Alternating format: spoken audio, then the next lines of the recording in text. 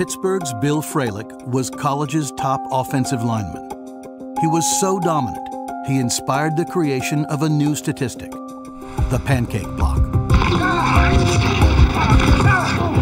After losing out on Kozar, Minnesota and GM Mike Lynn honed in on Fralic with the second overall pick. But like Kozar, Fralic had no intent of playing for the Pennywise Vikings. Mike Lynn notoriously would just sit on guys. There was no other place to go. There was no free agency, and just pay them the lowest amount of money. They were notoriously cheap. It was a sentence, not a selection. I personally wanted to go to Atlanta just because it was warm. I grew up in Pittsburgh, and I was used to being cold. I wanted to figure out what warm weather was like. We got into a situation there with Lynn where he was going to take Fralic for sure, and we had to get him to back off.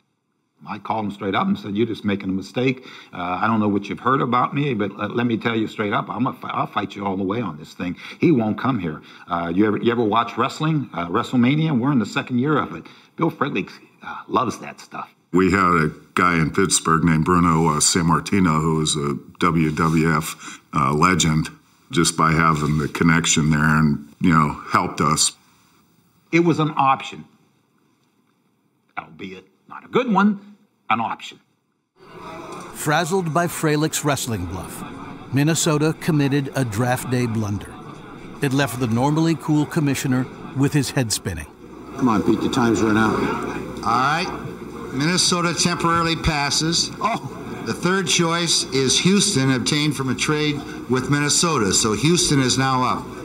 They could buy time here because they know who Houston wants, so they're getting extra time to work on either Dallas or now they're up. Now Minnesota's up next after Houston. Right. If they make their selection, yes. All right. On the second pick, Minnesota, through Houston, trades. I knew it. Its number one choice, the Atlanta Falcons, and Atlanta gives up their first in this draft and their third in this draft. Falcons give up their first and third in this draft for the Minnesota choice, the second pick acquired from Houston. And Atlanta selects Bill Fralic, tackle, Pittsburgh. Houston is now up. Houston Oilers. Houston now picks.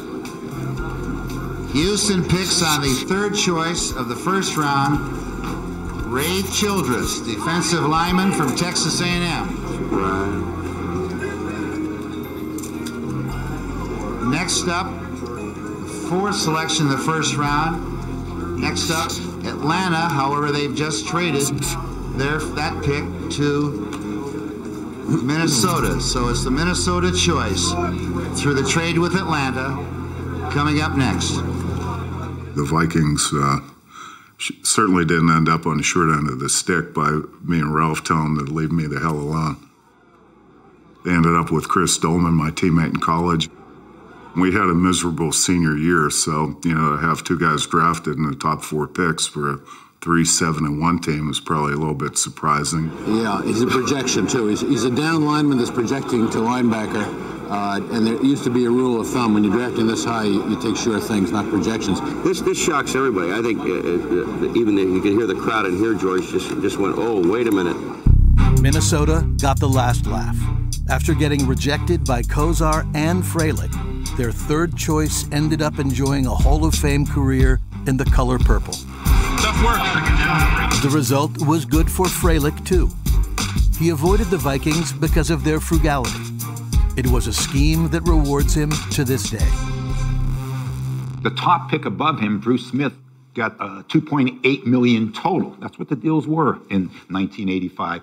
Fralic got $7.76 million. It was a landmark contract. Bill Fralic gets $150,000 a year for the rest of his life.